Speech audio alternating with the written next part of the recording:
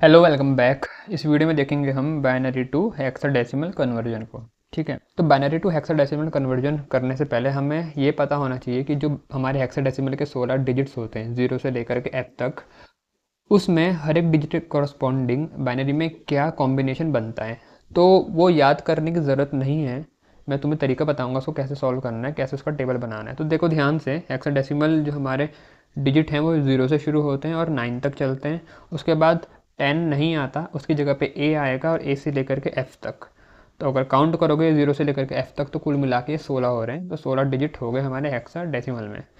अब क्योंकि इसके टोटल डिजिट हैं 16, तो मैंने तुम्हें क्या बताया था, जितने भी टोटल डिजिट होते हैं उनका हमें क्या करना पड़ता है, नंबर आधा। तो 16 का अगर मैं आधा करूँ कितना हुआ, 8, 8।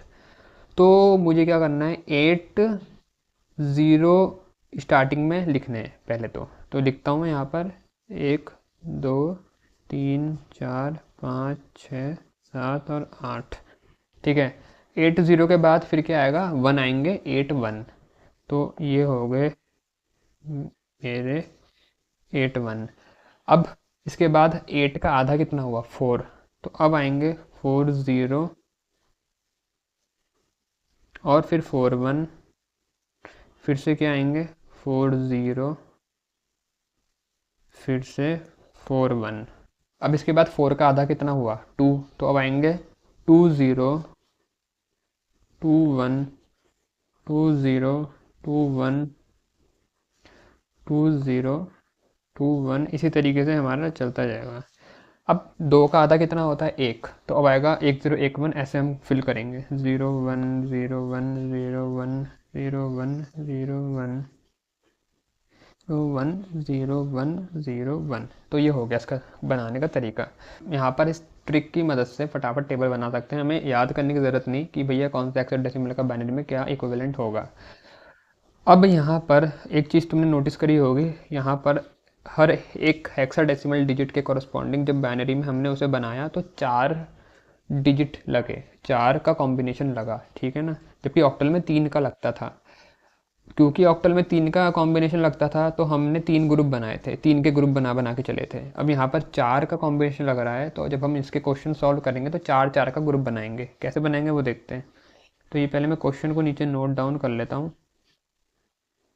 तो क्वेश्चन है हमारा 1 0 1 0 ट्रिपल 1, उसके बाद 0 1 0। इसे कन्वर्ट करना है हमें हेक्साडेसिमल में। तो 4 का ग्रुप बनेगा, तो भाई यहाँ से 4 आ गए, फिर उसके बाद यहाँ से 4 आ गए, फिर उसके बाद कमी पड़ रही है, 2 और डिजिट चाहिए। तो जो हमें कमी पड़ रही होती है हम वहाँ पर 0 को फिल कर देते हैं। अब मेरा ये बन गया एक और 4 का ग्रुप। ठीक है, अब मुझे ये देखना है इनके करस्पॉन्डिंग बाइनरी में वैल्यू क्या होती है। तो 1 0 1 0 बाइनरी में क्या होता है, तो 1 0 1 0 है हमारा ए। ठीक है, तो यहाँ पर आया ए। 1 0 1 1 क्या होता है, 1 0 1 1 हमारा हो गया बी, यहाँ आया बी। और 0 0 1 0 0 0 1 0 हो गया हमारा 2, यहाँ पर आ गया 2। तो ये बना हमारा 2BA। ठीक है, इक्वल टू 2BA। और इसका बेस कितना होगा, 16, क्योंकि ये हेक्साडेसिमल नंबर है। ये तो हुआ पहला क्वेश्चन। मुझे उम्मीद है यहाँ तक समझ में आया होगा। अब अगर ये आ गया है, चलते हैं अगले क्वेश्चन पर।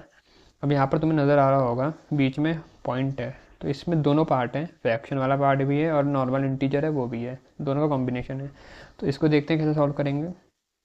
तुम भी साथ साथ सॉल्व करना। तो पहले क्वेश्चन को लिख लेंगे नीचे फिर से, 1 0 1 0 ट्रिपल 1 0, फिर है पॉइंट, फिर है 0 1 0 1 1 1। ठीक है, तो भाई देखो इसमें मैंने पहले भी बता रखा, जब हम पॉइंट वाले नंबर में करते हैं जिसमें दोनों पार्ट होते हैं, तो ये लेफ़्ट वाले हिस्से के लिए हम पॉइंट से इधर को चलेंगे ग्रुप बनाते हुए, और राइट वाले हिस्से के लिए पॉइंट से इधर को चलेंगे ग्रुप बनाते हुए। तो जब इधर वाला ग्रुप बनाऊंगा तो ये तो बना पहला ग्रुप 4 डिजिट का, उसके बाद ये वाला बना 4 डिजिट का ग्रुप। ठीक है, लेकिन जब पॉइंट के बाद बनाऊंगा तो ये 4 डिजिट का ग्रुप बनेगा पहला ग्रुप। उसके बाद अगले वाले में कमी पड़ रही है तो फिर मैं 0 लगा दूंगा जितने सफिशिएंट हैं। तो 2 0 लगाए, ग्रुप बन गया 4 का। और ये होगा दूसरा ग्रुप। अब इसको लिखेंगे कैसे, तो पहले तो पॉइंट ऐसे लगा लेता हूँ। अब 111 और 0 के कॉरस्पॉन्डिंग कौन होता है, तो भाई 111 और 0 के कॉरस्पॉन्डिंग है ई, तो यहाँ पर ई आएगा, ठीक है। उसके बाद 1010 देखना है, तो 1010 है, 1010 हमारा ए, तो वहाँ पर आएगा ए, ठीक। अब ऐसे 0101, तो 0101 ये है हमारा 5, तो यहाँ पर लिख दूंगा 5, और ऐसे फिर 1100, तो ये है हमारा 1100 सी, तो यहाँ पर आ गया सी। तो जो मेरा हेक्साडेसिमल बना इस बाइनरी का इक्विवेलेंट वो क्या है, ए ई, फिर आएगा पॉइंट, फिर है 5C, 5C, और बेस कितना आएगा 16, तो बेस लगाना मत भूलना। तो ये है इसका तरीका सॉल्व करने का।